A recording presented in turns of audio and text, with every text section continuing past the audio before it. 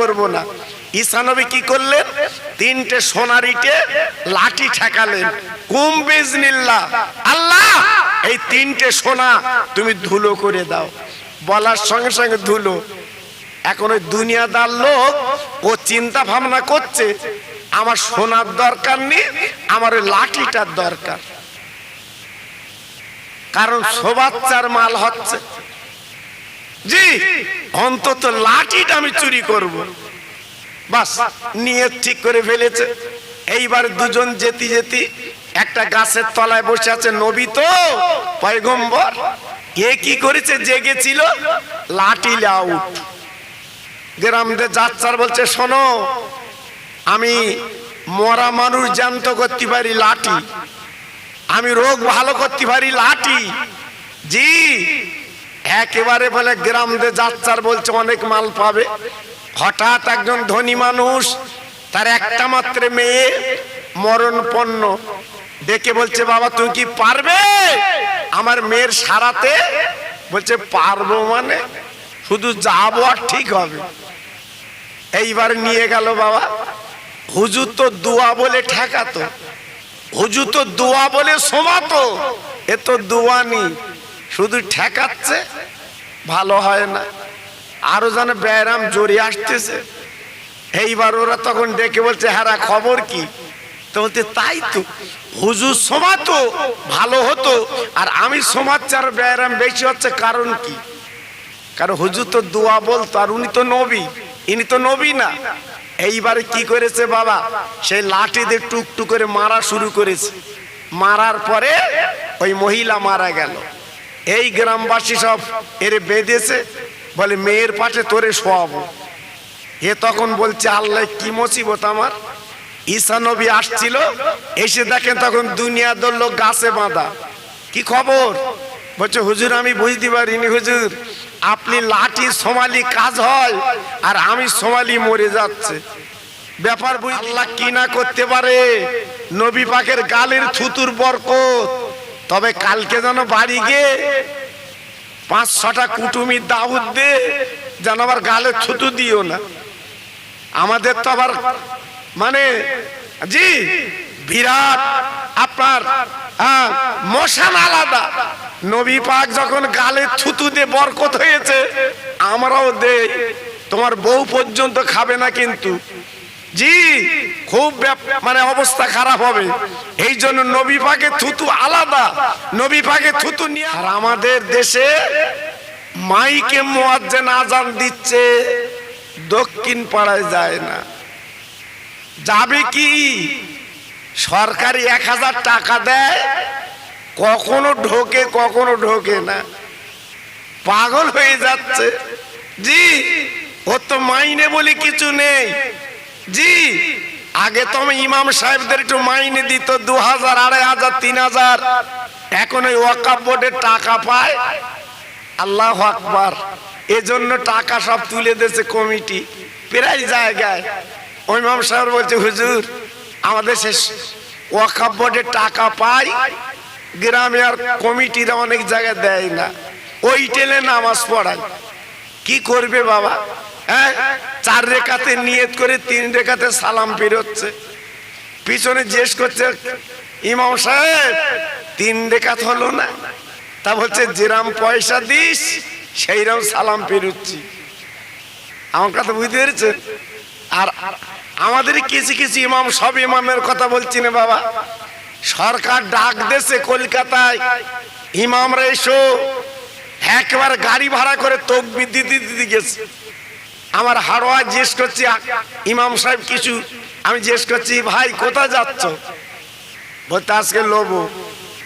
লোবো? হ্যাঁ, আমি খুব খুশি, যাক আমার ভাই 2 টাকা পাবে। জি, 2500 টাকা পায়, যদি 10,000 দেয় খুব খুশি। আল্লাহু আকবার। আসতেছে মন খারাপ। আমি জিজ্ঞেস করছি, হারা ভাই 12,000 না 14,000 দিয়েছে?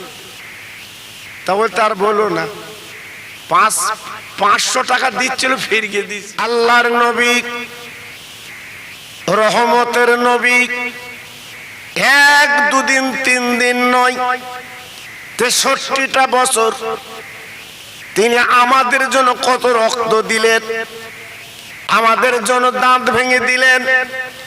বাবা নিজের জন্মভূমি মক্কা শরীফ ছেড়ে নবী আমার মদিনায় চলে গেলেন। আমার নবী, আপনার নবী জীবনটা আজকের আমাদের জন্য এত কষ্ট করলেন, এত পরিশ্রম করলেন। উম্মতে মুহাম্মাদিরা যারা নাজাত মুক্তি পেয়ে যায়, নবী রহমতের নবী, মায়ার নবী, তিনি কাঁদতেন, চোখের পানিগুলো ছেড়ে দিতেন। আমাদের মা আয়েশা সিদ্দিকা রাদিয়াল্লাহু তাআলা আনহা আমার নবীকে বলতেন, ও নবী গো, আপনি এমন করে কাঁদেন কেন? আপনি তো বেগুনা নবী, আপনার জীবনে কোনো গুনাহ নেই, আপনি এমন করে কাঁদবেন না। আমার নবী পাক ডেকে বলেছিলেন, ও প্রাণের বিবি, তুমি জানবে না আমি কেন কাঁদি? আমার গুনাহগার উম্মত উম্মতানির জন্য আমি নবী চোখের পানিগুলো ফেলে দেই। ভাইরা বাবাজিরা, আল্লাহকে যারা চিনেছে, আল্লাহর নবীকে যারা চিনেছে, জীবন যারা তৈরি করেছে, বাবা জীবন যারা গড়েছে, এই পৃথিবীর জমিনে আল্লাহ তাদের দামি মানুষ বানিয়েছে। যেমন আপনাদের কাছে বলে দিয়ে যাই, আজকের পৃথিবীর জমিনে আমার গরিবে নওয়াব খাজা মঈনুদ্দিন আজমিরি রহমাতুল্লাহ আলাইহি, উনি জীবনটা তৈরি করলেন, বাবা জীবনটা গড়লেন এই ভারতের জমিনে। একত্ববাদের কলেমা, বাবা ইমানের কলেমা, ইমানের কলেমার পতাকা ভারতের জমি যখন পুঁতে দিলেন, আজকে লক্ষ লক্ষ মানুষ ওনার হাতে হাত দিয়ে ইমানের কলমা পড়ে তারা মুসলমান হয়ে যায়। আল্লাহর নবী যেদিন মক্কা শরীফ ছেড়ে বাবা মদিনার পথে পাড়ি দিলেন, আমার নবী বাবা আবু বকর সিদ্দিক রাদিয়াল্লাহু তাআলা আনহুকে নিয়ে বাবা মদিনায় চলে গেলেন। যাবার পরে আমার নবী পাক একটা মসজিদ তৈরি করলেন। ওই মসজিদের নাম হচ্ছে মসজিদে নবাবী। আল্লাহর হাজিরা যে মসজিদে নামাজ পড়ে, বাবা 8 দিন থাকে, 40 ওয়াক্ত নামাজ পড়ে। ভাইরা রে, এক রাকাত নামাজ পড়লে আমার আল্লাহ খুশি হয়ে বলে না 50,000 রাকাতের সব আমল নামাতে আমার আল্লাহ তুলে দেয়। সেই মদিনার মসজিদের ইমাম আমার রহমতের নবী জি, আর হযরতে বেলাল আমার এই ছোট ভাই আমিনউদ্দিন সাহেব বলছিলেন, ওই মদিনার মসজিদের মুয়াজ্জিন ছিলেন হযরতে বেলাল রাদিয়াল্লাহু তাআলা আনহু। উনি আজান দিতেন, তবে তখন মাইক ছিল না, মুখে আজান দিতেন। আল্লাহ পাক ওনার কণ্ঠস্বর, ওনার আওয়াজ এমন বুলন্দ করেছিল 10 মাইল দূর পর্যন্ত বেলালের আজান পৌঁছে যেত। ভাইরা বাবাজিরা, ও মায়েরা বোনেরা বেটিরা, ও সোনার চাঁদেরা, আর হযরতে বেলাল ছিল মদিনার মসজিদের ইমাম। উনি আজান দিতেন, বাবা কোনো মাইনে ছিল না। বেলাল যখন আজান দিত, এত সুমধুর আজান, বাবা মদিনার ঘরে ঘরে আজানটা পৌঁছে যেত। কেন কেন বাবা? আমার নবী যখন মিরাজে যান, আল্লাহর দিদারে যান, আল্লাহর জান্নাতে বেলালের পায়ের আওয়াজ শুনতে পেলেন। আমার নবী পাক বলেছিলেন, ও বেলাল, কি কাজ তুমি করো বলো? তোমার পায়ের শব্দ আমি আল্লাহর জান্নাতে শুনতে পেয়েছি। কি মুয়াজ্জিন, হ্যাঁ, আর কি ইমাম, একটু লক্ষ্য করলেন? আল্লাহু আকবার। আল্লাহর নবী, রহমতের নবী, ওই মদিনার মসজিদ গড়ার পরে সাহাবীদের বলেছিলেন, ও সাহাবীরা, আমি নবী মুহাম্মদ রাসূলুল্লাহ সাল্লাল্লাহু আলাইহি ওয়াসাল্লাম এই মদিনা শরীফে তোমাদের ঘরে ঘরে কোরআন কলেমা পৌঁছে দিতে চাই। আমার নবী এই কথা বলার পরে বাবা একদল দুশমনেরা তারা বিরোধিতা করলো, কোরআন কলেমা মানবো না। আব্বা জান গো, আল্লাহর হাজি যারা আছে জিজ্ঞেস করে দেখবে ওই মদিনার নিকটতম জায়গা যেটা ওহুদের ময়দান বাবা, আমার নবী নিজে কমান্ডার, আমার নবী যিনি সেনাপতি, ওই যুদ্ধের ময়দানে হাজির হলেন। আব্বা জান কি বলবো, হাজার হাজার বেঈমান একদিকে দাঁড়িয়ে গেল, আমার নবী পাক অল্প মুসলমান নিয়ে ওই যুদ্ধের ময়দানে দাঁড়িয়ে গেল। ও ভাইরা বাবাজিরা কি বলবো, আমার নবী পাকের সাহাবীরা কেঁদে বলেছিলেন, ইয়া রাসূলুল্লাহ, হাবিবাল্লাহ, ইয়া খায়রে খালকিল্লাহ, আমরা জিততে পারবো না। কারণ আমরা কি করে জিতবো? আজকে লক্ষ্য করে দেখুন, হাজার হাজার বেঈমানেরা, আর আমরা তো অল্প সংখ্যক মুসলমান। আমার নবী পাক বলেছিল কোনো চিন্তা করবে না, আল্লাহ আমাদের সঙ্গে আছে। কিসের চিন্তা, কিসের ভাবনা, কিসের দুঃখ? আজকে তো আমাদের সঙ্গে আছে আল্লাহ। জানেন না ওই মদিনার মসজিদে নবী শরীফে আল্লাহ নবী যখন ডাক দিয়েছিলেন কে যাবে যুদ্ধের ময়দানে, কচি কচি বাচ্চাগুলো সব রেডি হয়ে গেল। ইয়া রাসূলুল্লাহ, হাবিবাল্লাহ, আমরা আপনার সঙ্গে যুদ্ধের মাঠে যাব, আমরা জীবন দিতে যাব। আল্লাহর নবী বলেছিলেন, ও কচি বাচ্চারা, তোমরা যুদ্ধের ময়দানে কি করবে? পারবে না ঢাল ধরতে, পারবে না তরবারি ধরতে, পারবে না তীর ছুটতে। তোমরা মায়ের কোলের বাচ্চা, মায়ের কোলে যাও। কচি কচি বাচ্চারা বিশ্ব নবীর সামনে বলেছিলেন, নবীজি গো, আমাদের বাড়ি পাঠাবেন না, আমরা ঘরে যেতে রাজি না, আমরা জীবন দিতে রাজি। একবার জোরে চিল্লে বলা যাবে না সুবহানাল্লাহ? আল্লাহ পাক দেখে বলেছিলেন, ও মরিয়ম, এক বিন্দু চিন্তা করবেন না, আমার খেলা আলাদা, তুমি বুঝবা না, বুঝবা না। কেউ যদি তোমাকে দিস্কারা করে, কেউ যদি বাজে কথা বলে, তুমি আঙুল তুলে দেখিয়ে দেবে আমার আল্লাহ হচ্ছে মালিক। একটু জোরে বলা যাবে না? আরেকটু জোরে বলা যাবে না? বাবা পেটে বাচ্চা চলে গেল জঙ্গলে, প্রসাব করলো, ইনি তো নবী হবে বাবা, চেহারা লাবণ্য আলাদা। আল্লাহ পাক মা মরিয়মের কোলে বাবা সাদা ফুটফুটে সন্তান, চাঁদের মতো উজ্জ্বল বাচ্চা যখন কোলে আল্লাহ দিয়েছে, মা মরিয়ম কেঁদে কেঁদে বলছে, আয় আল্লাহ, আজকের তুমি আমার সন্তান দিলে, আমি এখন যদি দেশে যাই আমার দেশবাসী আমাকে খারাপ বলবে, আমি এখন কি করব? হঠাৎ একজন এসে বলে গেল, আরে মরিয়ম রে, এক বিন্দু চিন্তা করবে না, কেউ যদি তোমাকে কিছু বলে তুমি পরিষ্কার বলে দেবে। এই বাচ্চাকে জিজ্ঞেস করলে এই বাচ্চা বলে দেবে ওর বাপ বাপকে, একমাত্র বাচ্চাই বলবে। আল্লাহু আকবার।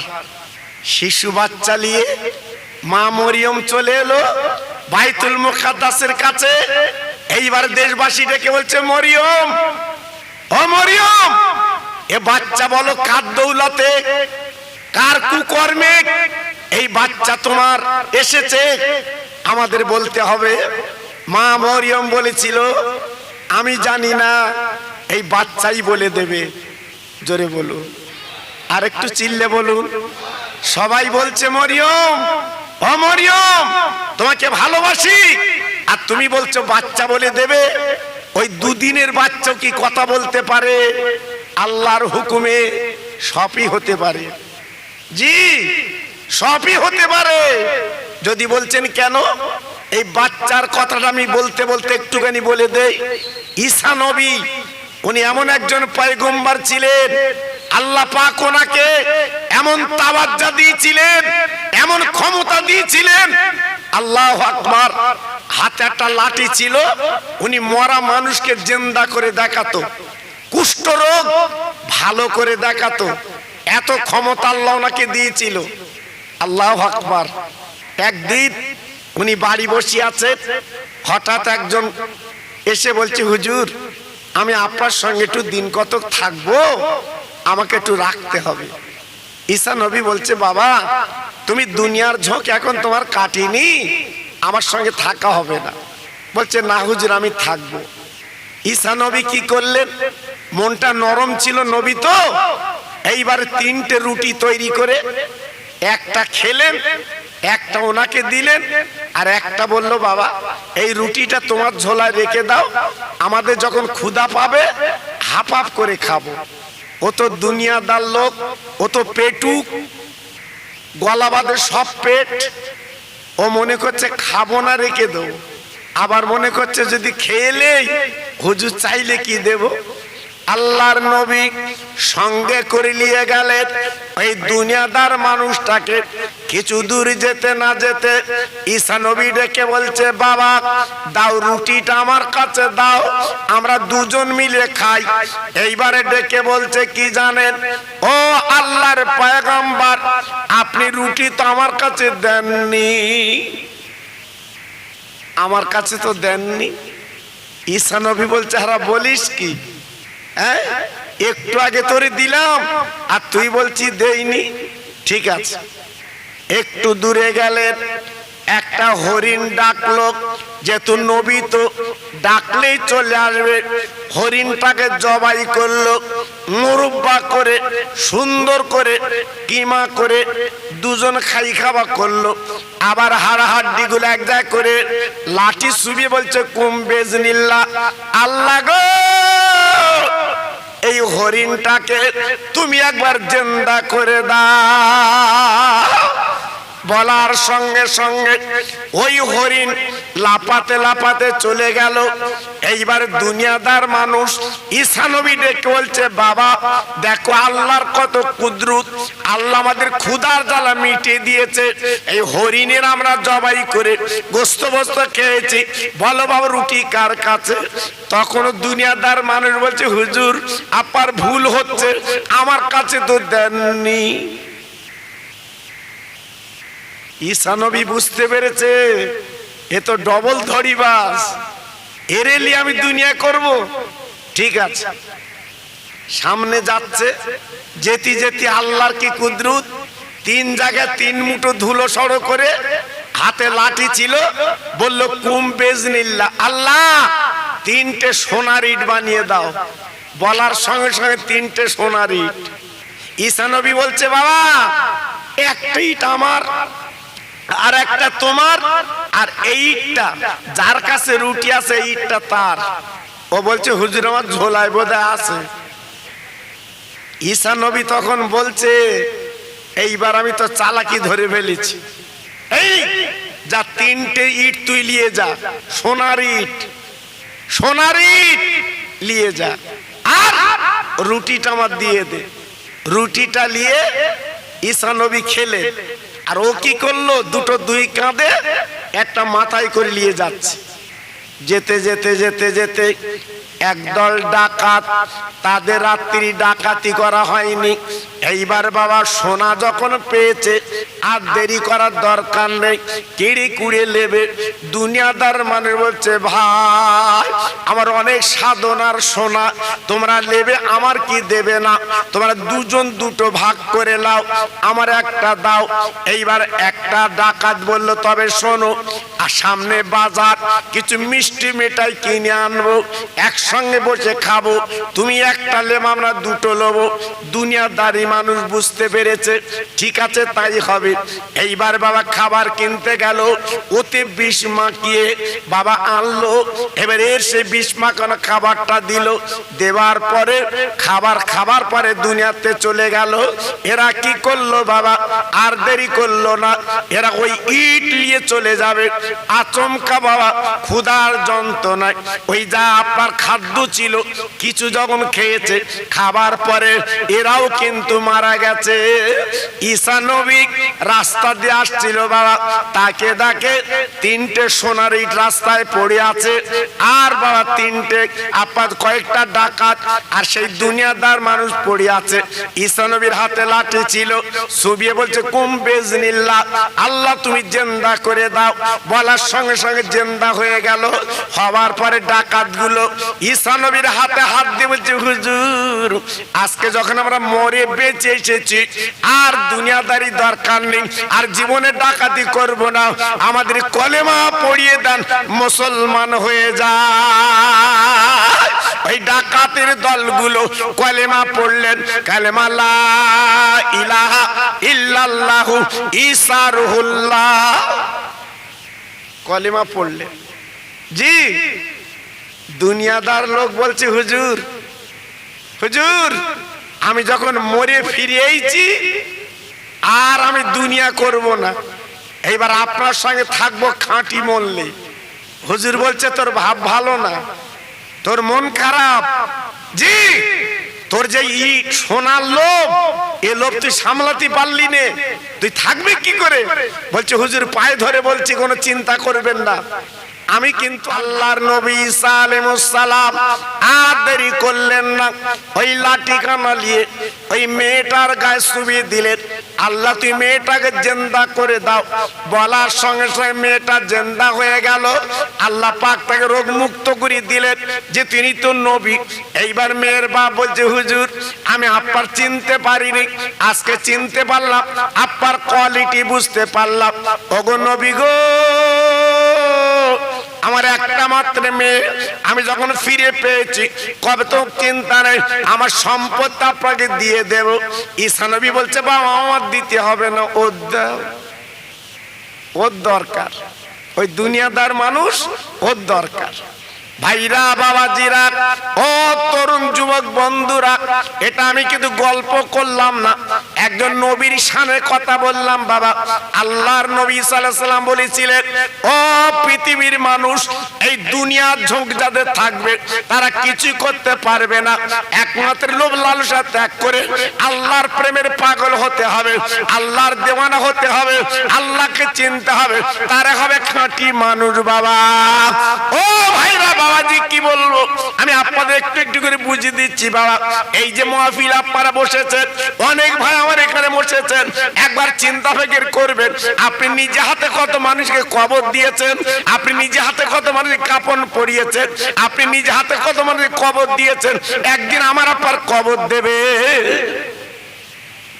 সেই দিন আমি আপনি কি চিন্তা করব, আমি আপনি কি ভাববো, ছেলে মেয়ে বউ, আমি আপনি কাউকে কিন্তু পাবো না, কেউ আপনার পাশে দাঁড়াবে না, একমাত্র দাঁড়াবে আল্লাহ এবং আল্লাহর নবী। তাই দুনিয়ার জমিনে কিছু করতে গেলে একটু চিন্তা ভাবনা করে করতে হয়, একটু ভাবনা চিন্তা করে করতে হয়, তবে কিন্তু আল্লাহ আল্লাহর নবীকে আপনি পেয়ে যাবেন। তাই বারবার অনায় বিনয় করে বলছি, এখনো পর্যন্ত একটু হিসাব করে মনটা নরম করে আপনি চলুন, লাভ পাবে। একটা ওয়াজ আপনাদের কাছে আমি করে দিয়ে যাচ্ছি, যদি দু ফোঁটা চোখের পানি ফেলতে পারেন একটু চেষ্টা করুন। তার আগে আমি একটু তাকবীর দেব। যত ভাই আমার এখানে বসে আছেন একটু গলা ছেড়ে আল্লাহর নাম নেন, নারায়ে তাকবীর, একটু জোরে বলেন দেখি, নারায়ে তাকবীর। সবাই একটু মিলেমিশে বলেন দেখি, নারায়ে তাকবীর, নারায়ে তাকবীর। সিলসিলায়ে হক ফুরফুরা শরীফ, সিলসিলায়ে হক ফুরফুরা শরীফ, নারায়ে তাকবীর। একটু মোহাব্বতের সঙ্গে কলেমা পড়েন, লা ইলাহা ইল্লাল্লাহ। একটু জোরে বলেন, লা ইলাহা। সুন্দর হচ্ছে, লা ইলাহা ইল্লাল্লাহ, লা ইলাহা।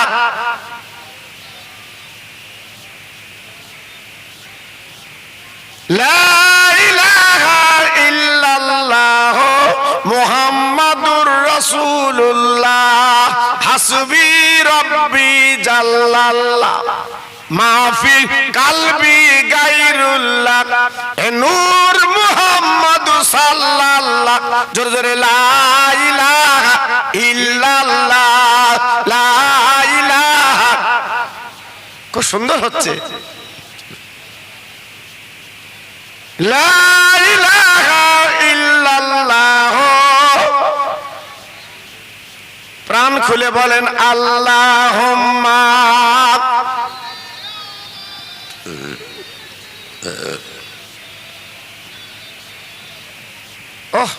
ওয়ালা আলে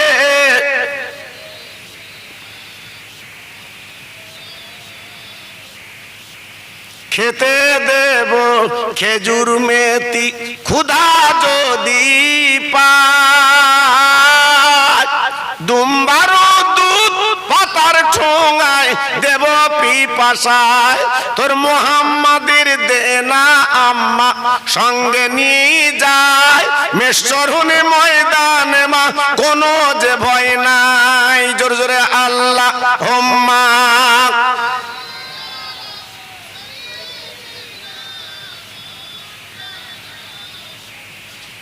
ওয়ালা আলে।